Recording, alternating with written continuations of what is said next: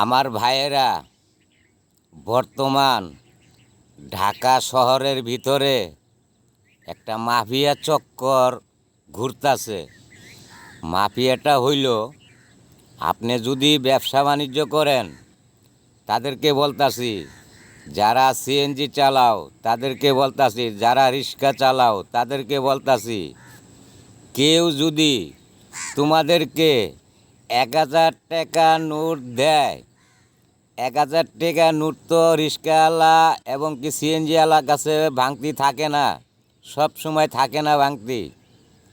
আমি তাদেরকে বলতাছি, কে কোনো যাত্রী যদি 1,000 টাকা নোট দেয়, তুমি তো ভাঙতি দিতে পারবা না, সে বিকাশ নাম্বার চাবে, বিকাশ নাম্বার সে টাকা পাঠাই দিবে তোমাকে। কিন্তু অ্যাকচুয়ালি বাস্তবে বিকাশ নাম্বারে টাকা উনি পাঠায় না। এই মাফিয়াটা বর্তমানে এখন ঢাকা শহরের ভিতরে ঘুরপাক খাচ্ছে। কেউ ভুল করেও কাউকে বিকাশ নাম্বার এবং কি নাম বা মোবাইল নাম্বার দিবেন না।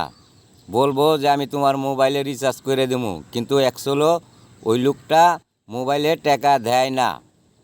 তা বন্ধুরা, সবাই হুঁশিয়ার থাকবা, সাবধান থাকবা। ধন্যবাদ।